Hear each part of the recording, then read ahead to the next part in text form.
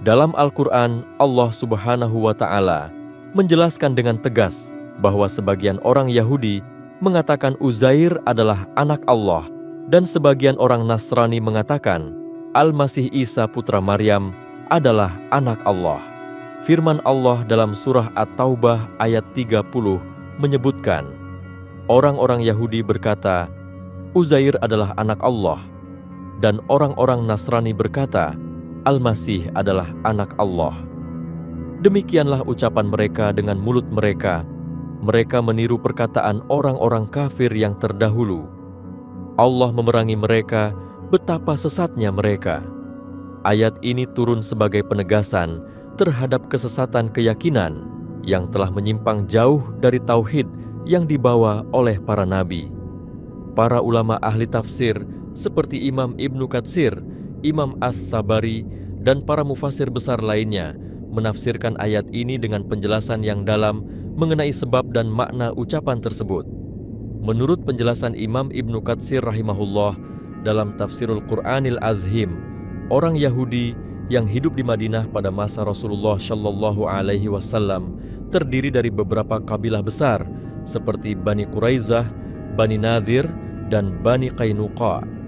Di antara mereka ada yang berkeyakinan bahwa Uzair yang dikenal sebagai seorang ulama besar Bani Israel memiliki kedudukan yang sangat tinggi di sisi Allah.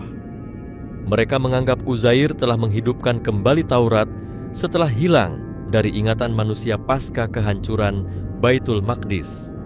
Karena penghormatan yang berlebihan, sebagian dari mereka akhirnya mengangkat Uzair ke derajat ketuhanan hingga menyebutnya anak Allah.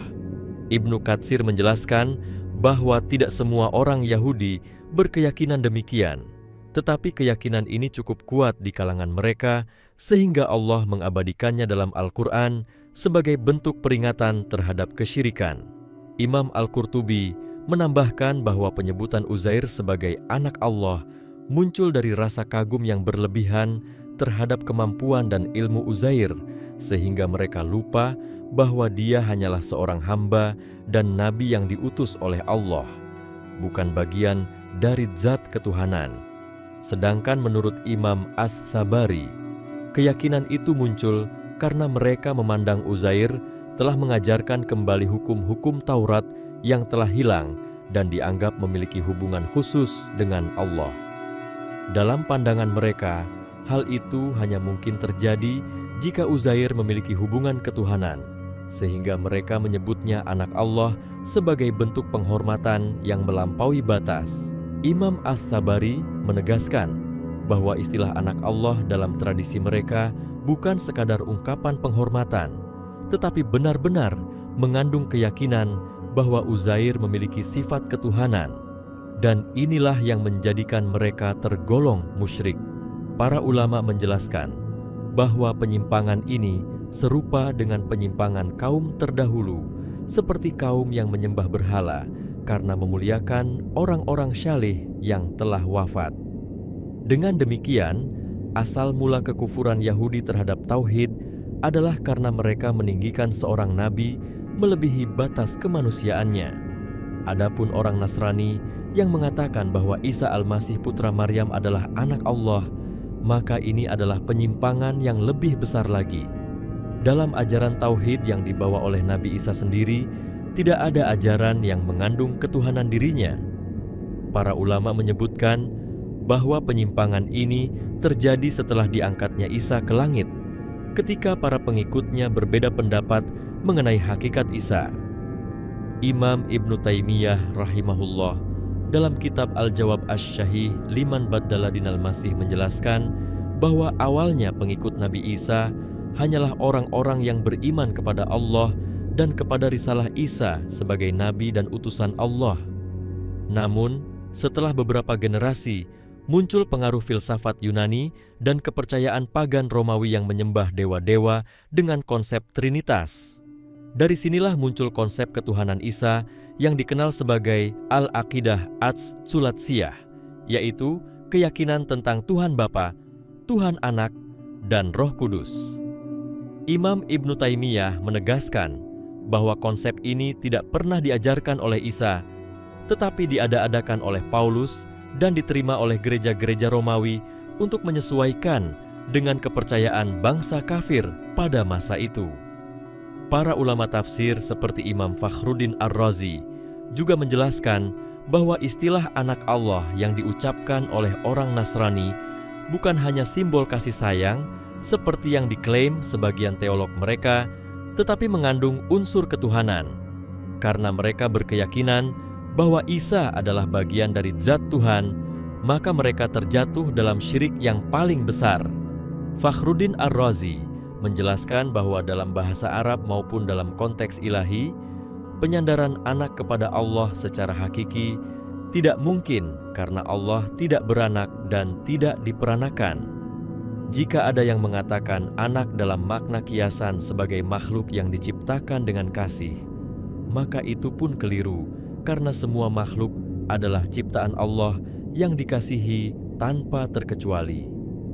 Oleh karena itu, penyebutan anak bagi Isa tetap termasuk bentuk penghinaan terhadap kesempurnaan tauhid. Imam Ats-Tsabari juga menafsirkan bagian ayat qatalahumullah anna yufakun, yang berarti Allah melaknat mereka dan menjauhkan mereka dari rahmat-Nya karena mereka telah berpaling dari kebenaran yang jelas. Allah Subhanahu wa Ta'ala Maha Suci dari segala sifat kekurangan, termasuk dari sifat memiliki anak. Dalam pandangan para ulama tauhid, memiliki anak berarti membutuhkan pasangan, dan kebutuhan merupakan sifat makhluk, bukan sifat Sang Khalik. Maka orang yang mengatakan Allah memiliki anak telah menisbatkan sifat makhluk kepada Sang Pencipta.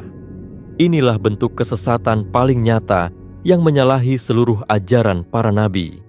Para ulama juga menjelaskan bahwa dalam setiap generasi, penyimpangan terhadap tauhid sering bermula dari sikap berlebihan terhadap para nabi atau orang syalih. Imam Asy-Syaukani dalam tafsir Fathul Qadir menyebutkan bahwa orang Yahudi dan Nasrani sama-sama memuliakan nabi mereka, tetapi mereka melampaui batas dalam penghormatan hingga menempatkannya sebagai bagian dari ketuhanan. Allah kemudian memerintahkan umat Islam agar berhati-hati dari kesalahan yang sama, sebagaimana firman-Nya dalam surah An-Nisa ayat 171, "Wahai ahli kitab, janganlah kamu melampaui batas dalam agamamu, dan janganlah kamu mengatakan terhadap Allah kecuali yang benar. Sesungguhnya Al-Masih Isa putra Maryam adalah utusan Allah, dan kalimat-Nya yang disampaikan kepada Maryam dan ruh darinya. Maka berimanlah kepada Allah dan Rasul-Rasul-Nya, dan janganlah kamu mengatakan tiga. Berhentilah, itu lebih baik bagimu. Sesungguhnya Allah adalah Tuhan yang Maha Esa, Maha Suci Dia dari memiliki anak." Ayat ini adalah penegasan bahwa Allah tidak membutuhkan anak, dan Isa hanyalah hamba sekaligus Rasul yang diutus membawa wahyu. Imam Al-Baghdadi dalam kitab Al-Farqu Bainal Firaq menjelaskan bahwa sebagian sekte Nasrani awal seperti Nestorian dan Melkites berbeda dalam memahami hakikat Isa. Ada yang mengatakan Isa memiliki dua tabiat, yaitu ketuhanan dan kemanusiaan. Ada pula yang mengatakan bahwa Isa adalah Tuhan yang menjelma menjadi manusia. Pandangan-pandangan ini semuanya ditolak oleh para ulama Islam karena menyalahi dasar tauhid dan logika akal yang sehat. Sebab, jika Tuhan menjelma menjadi makhluk, maka Dia tidak lagi sempurna, dan jika Isa memiliki dua hakikat, maka akan ada pertentangan dalam zat ilahi. Dalam pandangan Islam, Isa hanyalah makhluk mulia yang diciptakan dari kalimat kun, bukan dari hubungan biologis. Ia dilahirkan tanpa ayah sebagai mukjizat untuk menunjukkan kekuasaan Allah, bukan tanda ketuhanan. Imam Al-Qurtubi menambahkan bahwa Allah menyebut kesyirikan mereka sebagai bentuk peniruan terhadap orang kafir terdahulu, karena bangsa-bangsa pagan sebelum Yahudi dan Nasrani juga memiliki konsep ketuhanan beranak. Orang Mesir kuno menyembah Isis, Osiris, dan Horus dalam sistem Trinitas, bangsa Yunani menyembah dewa-dewa yang dianggap sebagai anak dari Zeus, dan bangsa Romawi juga memiliki kepercayaan serupa. Maka tidak mengherankan ketika kepercayaan itu masuk ke wilayah Syam dan Romawi Timur, ia bercampur dengan ajaran pengikut Isa dan melahirkan teologi Trinitas yang menyimpang dari Tauhid. Allah kemudian menegaskan dalam surah Al-Ikhlas bahwa Dia tidak beranak dan tidak diperanakan sebagai bantahan terhadap seluruh keyakinan tersebut. Surah ini, menurut para ulama seperti Imam As-Suyuti, adalah surah yang paling kuat dalam menolak akidah Trinitas dan syirik dalam bentuk apapun. Para ulama juga menegaskan bahwa penyebutan Uzair dan Isa dalam satu ayat menunjukkan bahwa sumber penyimpangan agama ahli kitab adalah sama, yaitu pengkultusan manusia. Ibnu Katsir menafsirkan bahwa Allah menyandingkan keduanya untuk memperingatkan umat Islam agar tidak terjerumus ke dalam bentuk penghormatan yang berlebihan terhadap nabi dan ulama. Rasulullah Shallallahu Alaihi Wasallam bersabda, "Janganlah kalian memujiku berlebihan sebagaimana orang Nasrani memuji Isa putra Maryam. Sesungguhnya aku hanyalah hamba, maka katakanlah hamba Allah dan Rasul-Nya." Hadis ini diriwayatkan oleh Al-Bukhari dan dijadikan dalil oleh para ulama bahwa setiap bentuk pengkultusan yang mengarah kepada penghambaan adalah kesyirikan. Dengan demikian, ayat tentang Yahudi dan Nasrani yang menganggap Uzair dan Isa sebagai anak Allah bukan sekadar sejarah kepercayaan yang telah berlalu, melainkan peringatan yang abadi bagi umat Islam agar tidak terjatuh dalam kesalahan yang sama. Tauhid tidak menerima perantara dalam penghambaan, tidak menerima pembagian ketuhanan, dan tidak mengizinkan penghormatan yang melampaui batas terhadap makhluk.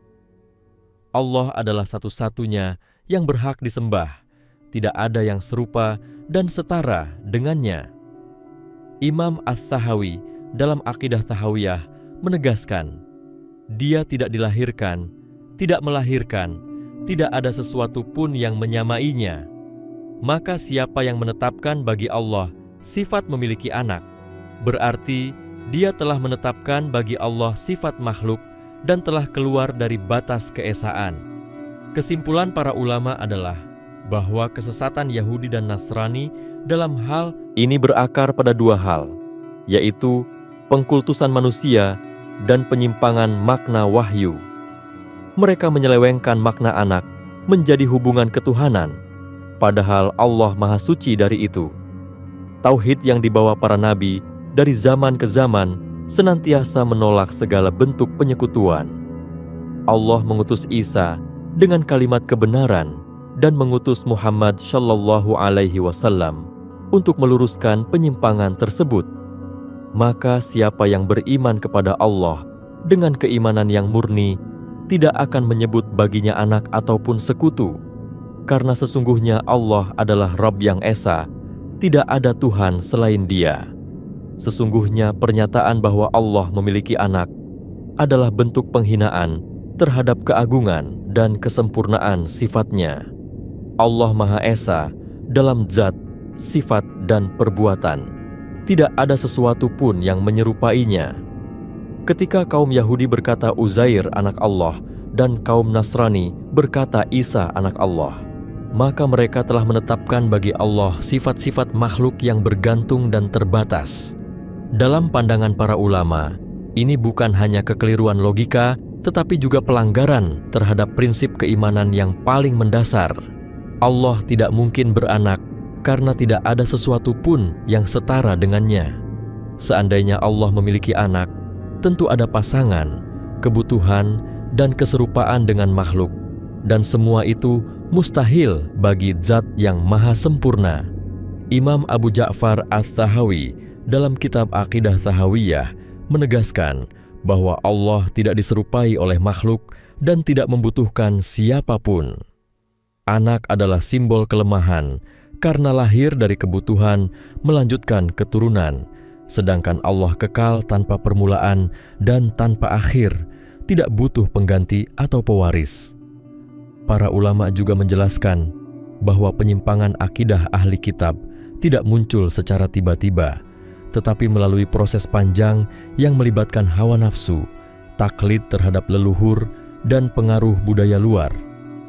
Imam Ibnul Qayyim dalam kitab Hidayatul Hayara menjelaskan bahwa Yahudi awalnya memegang ajaran tauhid sebagaimana diajarkan Nabi Musa. Namun ketika sebagian ulama mereka menghafal Taurat dan menjadi tokoh yang diagungkan, masyarakat mulai berlebihan dalam memuja mereka. Dari penghormatan berubah menjadi pengkultusan, lalu menjadi penyembahan. Mereka memandang Uzair sebagai sosok yang membawa cahaya setelah kegelapan, sehingga menyamakannya dengan anak Tuhan. Begitu pula dengan Nasrani yang awalnya mengikuti Isa dengan ajaran tauhid, tetapi ketika Isa diangkat ke langit dan pengikutnya tercerai-berai, datanglah orang-orang yang mencampur adukan kebenaran dengan kebatilan. Paulus, seorang Yahudi yang berpura-pura mengikuti Isa, mulai menanamkan pemikiran ketuhanan Isa untuk menarik hati orang-orang Romawi penyembah dewa. Maka tersebarlah keyakinan bahwa Isa adalah anak Tuhan dan bagian dari Tuhan itu sendiri. Imam As-Suyuti dalam tafsir Ad-Durrul Mansur menyebutkan bahwa penyebutan Uzair dan Isa dalam satu ayat menunjukkan bahwa inti kesalahan keduanya sama, yaitu menisbatkan sebagian sifat ketuhanan kepada makhluk karena kekaguman dan pengagungan yang berlebihan. Sementara itu, Allah berulang kali menegaskan dalam wahyunya bahwa para nabi hanyalah hamba dan rasul. Dalam surah Maryam, Allah menjelaskan perkataan Isa sendiri, "Sesungguhnya aku ini hamba Allah, Dia memberiku kitab dan menjadikanku seorang nabi." Ayat ini menjadi hujjah yang paling jelas bahwa Isa menolak segala bentuk ketuhanan. Tetapi kaum Nasrani tidak mengindahkannya. Mereka menafsirkan mukjizat kelahiran Isa tanpa ayah dan kemampuan menghidupkan orang mati sebagai bukti ketuhanan. Padahal itu semua terjadi dengan izin Allah, bukan dengan kekuatan Isa sendiri. Para ulama menegaskan bahwa mukjizat tidak menjadikan seseorang Tuhan, sebagaimana tongkat Musa yang berubah menjadi ular tidak menjadikan Musa sebagai Tuhan ular, dan sebagaimana kelahiran Adam tanpa ayah dan ibu tidak menjadikannya Tuhan manusia. Imam Al-Jassas dalam tafsir Ahkamul Quran menjelaskan bahwa penyebutan anak bagi Allah adalah bentuk tasbih, yaitu menyerupakan Allah dengan makhluk. Ini adalah puncak dari syirik. Dalam pandangan tauhid, setiap sifat yang menunjukkan kebutuhan, kelemahan, atau keserupaan dengan ciptaan tidak mungkin dimiliki oleh Allah.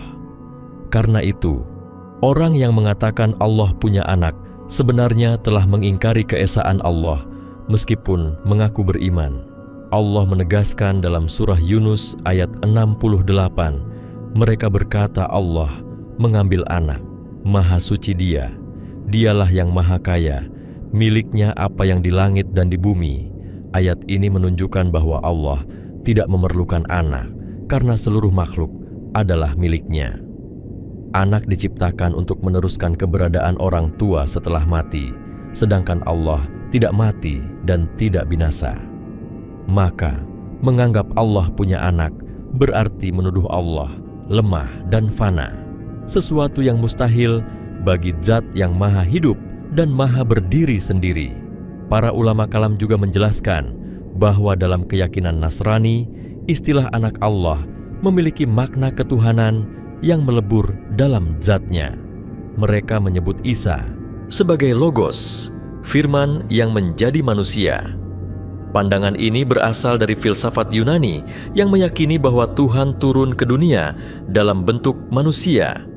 Imam Al-Ghazali dalam kitab Ar-Raddu 'alal Batiniyah menjelaskan bahwa paham ini adalah bentuk penyelewengan dari akal sehat.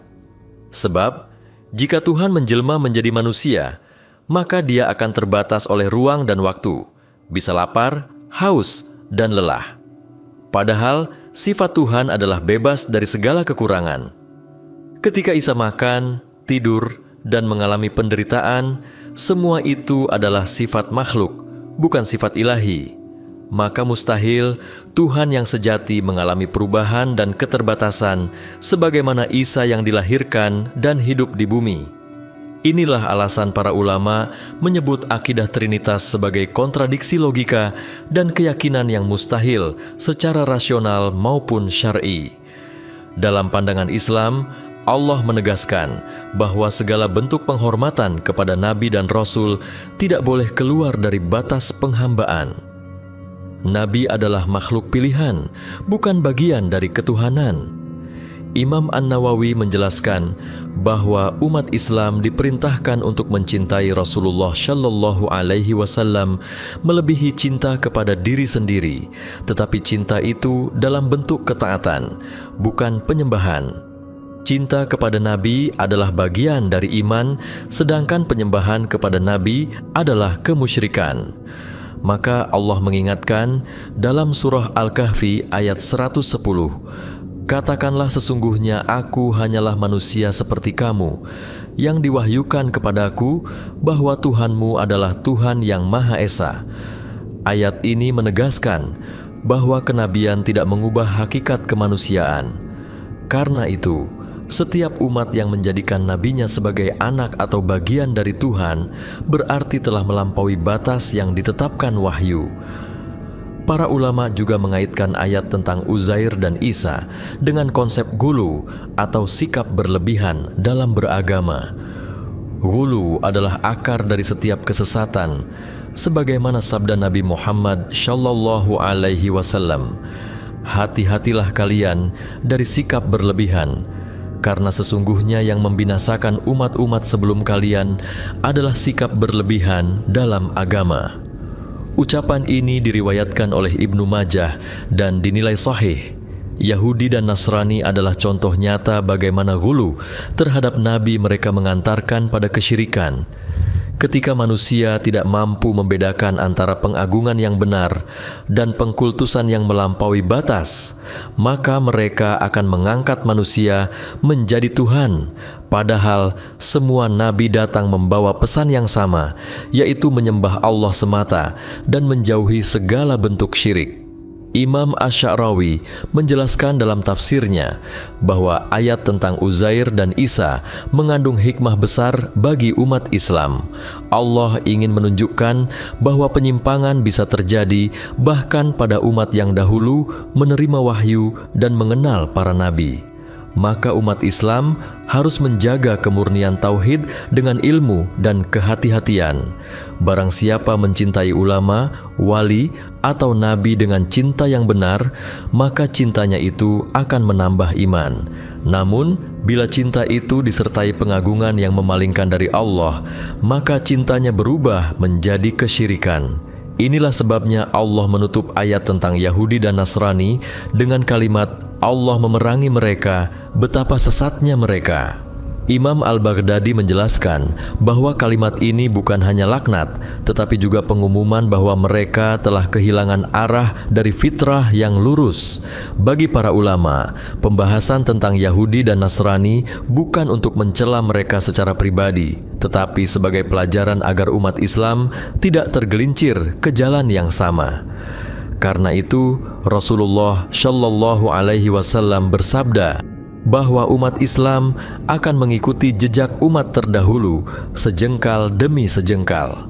Maka, setiap kali muncul kecenderungan untuk mengagungkan seseorang melebihi kadar kemanusiaannya, itu adalah tanda bahwa umat sedang menuju penyimpangan yang sama. Tauhid yang benar adalah mengakui bahwa semua nabi adalah hamba dan utusan Allah.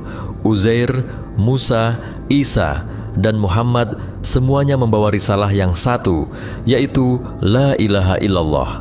Allah tidak membutuhkan anak karena anak adalah simbol kelangsungan, sedangkan Allah kekal. Anak adalah tanda ketergantungan, sedangkan Allah berdiri sendiri. Anak adalah hasil dari percampuran, sedangkan Allah Maha Tunggal.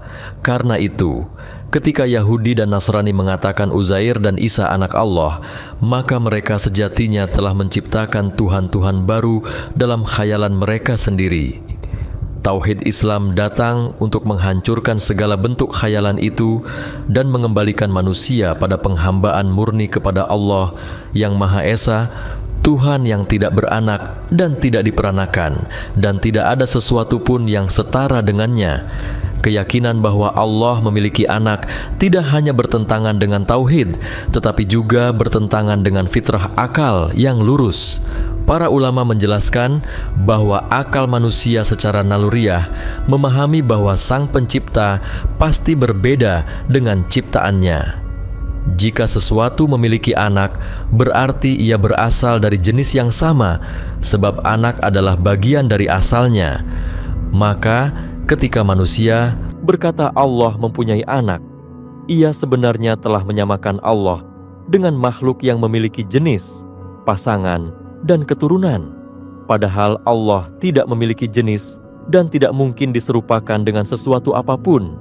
Imam Ibnul Jauzi menulis dalam kitab Talbis Iblis bahwa setan telah menipu manusia dengan membuat mereka meyakini bahwa cinta kepada Nabi hanya sempurna bila mengangkatnya ke derajat ketuhanan. Padahal penghormatan yang sejati adalah dengan menaati perintahnya dan memuliakan risalahnya, bukan menyembah pribadinya. Inilah tipu daya halus yang menjatuhkan banyak kaum sebelum umat ini. Mereka mengira sedang memuliakan Nabi mereka, padahal justru merusak tauhid yang diajarkan Nabi itu sendiri. Para ulama juga menegaskan bahwa Allah tidak akan menerima ibadah dari siapapun yang mencampurkan keimanan dengan keyakinan bahwa Allah punya anak. Karena ucapan itu menghapus makna tauhid yang menjadi inti dari seluruh ibadah. Dalam surah Maryam ayat 88 sampai 92, Allah berfirman bahwa mereka yang berkata Allah mempunyai anak sungguh telah mengucapkan sesuatu yang sangat besar hingga hampir langit pecah dan bumi terbelah karenanya. Para mufasir seperti Imam Al-Alusi menjelaskan bahwa perumpamaan itu menunjukkan betapa mengerikannya ucapan tersebut di sisi Allah, seakan seluruh alam semesta gemetar karena mendengar kalimat yang menghina keagungan Sang Pencipta. Sebab ucapan itu seolah menempatkan Allah di tingkat makhluk, dan itu adalah bentuk kekufuran yang paling nyata. Maka tidak ada dosa yang lebih besar dari menuduh Allah memiliki anak, karena dengan itu manusia telah menghapus perbedaan antara pencipta dan ciptaan. Para ulama juga memperhatikan bagaimana penyimpangan ini mempengaruhi seluruh sistem keimanan dan ibadah mereka. Orang Yahudi dan Nasrani yang menisbatkan anak kepada Allah akhirnya menjadikan nabi mereka sebagai perantara penyembahan. Mereka berdoa dengan menyebut nama Uzair atau Isa. Mereka memohon ampun dan syafaat kepada makhluk yang mereka anggap memiliki hubungan langsung dengan Tuhan. Dalam Islam, hal ini disebut syirik wasithah, yaitu menyembah Allah dengan perantaraan selain Dia, seolah Allah tidak dapat didatangi kecuali melalui makhluk tertentu. Imam As-Sam'ani dalam tafsirnya menyebutkan bahwa perantara ini adalah akar dari segala bentuk penyembahan berhala. Kaum Nabi Nuh pun dulu memulai syirik dengan mengagungkan orang-orang syalih, lalu membuat patung-patung mereka hingga akhirnya mereka menyembahnya. Maka sejarah selalu berulang dengan bentuk yang berbeda, tetapi hakikatnya sama, yaitu mengganti tauhid dengan pengkultusan manusia. Dalam pandangan teologis Islam, keberadaan anak menandakan perubahan dalam zat. Anak muncul setelah sebelumnya tidak ada, sedangkan Allah tidak berubah dari satu keadaan ke keadaan lain. Imam Ats-Tahawi berkata, barang siapa yang menggambarkan Allah dengan salah satu sifat makhluk, maka dia telah kafir. Jika Allah memiliki anak, berarti zatnya bertambah sesuatu yang sebelumnya tidak ada, dan itu berarti berubah. Padahal perubahan adalah tanda kelemahan. Karena itu, para ulama menolak segala bentuk konsep ketuhanan yang mengandung unsur perubahan, pergantian, atau percampuran. Isa yang dilahirkan dari rahim Maryam, hidup, makan, minum, dan berjalan di bumi, tidak mungkin menjadi Tuhan yang menciptakan langit dan bumi. Bahkan dalam Injil sendiri, Isa disebut berdoa kepada Allah dan tunduk kepadanya. Jika Isa berdoa, berarti ia membutuhkan sesuatu yang lebih tinggi darinya, dan yang butuh tidak mungkin menjadi Tuhan. Maka seluruh dalil akal dan wahyu bersatu dalam menolak keyakinan itu. Ibnu Taimiyah menjelaskan dalam Majmu' Fatawa bahwa keyakinan Yahudi terhadap Uzair dan keyakinan Nasrani terhadap Isa adalah bentuk tahrif, yaitu mengubah agama para nabi dari tauhid menjadi syirik. Mereka menulis kitab dengan tangan mereka, lalu berkata ini dari Allah, padahal itu hanyalah karangan manusia. Sebagian di antara mereka menafsirkan ayat-ayat dengan hawa nafsu, hingga muncul istilah anak Allah bukan dalam makna kasih sayang, tetapi dalam arti ketuhanan sejati. Tahrif seperti ini tidak hanya mengubah makna teks, tetapi juga merusak tatanan akidah secara keseluruhan. Sebab, begitu manusia menerima bahwa Allah punya anak, maka mereka akan menerima pula bahwa ada banyak Tuhan. Dan dari situlah muncul politeisme yang menghancurkan keimanan. Para ulama juga menyoroti bagaimana Al-Quran menutup pembahasan ini dengan kalimat Allah memerangi mereka. Imam Ar-Raghib Al-Ashfahani menafsirkan kalimat itu bukan berarti perang fisik, tetapi penolakan keras dari Allah terhadap keyakinan yang menodai kemurnian tauhid. Ini adalah bentuk kemarahan ilahi terhadap kebohongan besar yang disandarkan kepadanya. Sebab tidak ada dosa yang lebih berat daripada berdusta atas nama Allah. Dalam pandangan ulama, setiap kali manusia menciptakan sesuatu lalu mengaitkannya kepada Allah tanpa dasar wahyu, maka dia telah menuduh Allah dengan kebohongan. Oleh sebab itu, penyimpangan Yahudi dan Nasrani dijadikan pelajaran agar umat Islam berhati-hati dalam berbicara tentang sifat-sifat Allah. Karena satu kata yang salah tentang Allah bisa menghapus iman yang telah dibangun seumur hidup. Selain itu, para ulama juga menekankan bahwa penyebutan Uzair dan Isa dalam Al-Quran bukan sekadar menegur kaum terdahulu, melainkan juga menguji keteguhan umat Muhammad dalam menjaga tauhid. Banyak orang yang secara tidak sadar mengulang kesalahan serupa ketika mereka berdoa kepada wali, meminta syafaat kepada kuburan, atau menganggap seseorang memiliki kekuatan di luar izin Allah. Semua itu adalah bentuk modern dari keyakinan lama yang pernah dimiliki Yahudi dan Nasrani. Maka Al-Quran turun bukan hanya untuk membantah mereka, tetapi juga untuk memperingatkan umat Islam agar tidak kembali kepada bentuk penyimpangan yang sama dalam kemasan yang berbeda. Imam Ibnul Qayyim menulis dalam Madarijus Salikin bahwa syirik bukan hanya menyembah berhala, tetapi setiap kali hati bergantung pada sesuatu selain Allah, di sanalah akar syirik tumbuh. Dalam sejarah, banyak ahli kitab yang kemudian memeluk Islam karena memahami bahwa tauhid dalam Al-Quran lebih murni daripada yang mereka miliki. Ketika mereka membaca surah Al-Ikhlas, mereka menyadari bahwa tidak ada satupun kitab mereka yang menegaskan keesaan Tuhan dengan sejelas itu.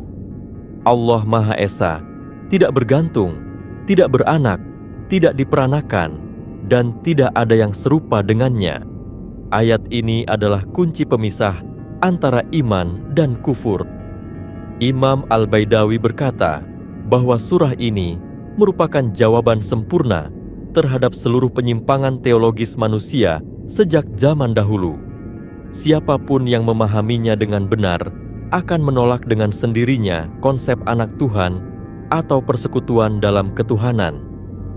Maka tidak heran jika Rasulullah menyebutnya sebanding dengan sepertiga Al-Quran, karena kandungannya merangkum seluruh makna tauhid.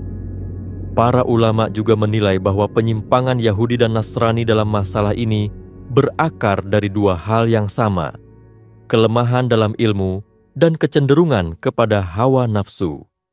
Mereka tidak puas dengan posisi Nabi sebagai hamba yang mulia, melainkan ingin menjadikannya makhluk yang menyalurkan kekuatan Tuhan.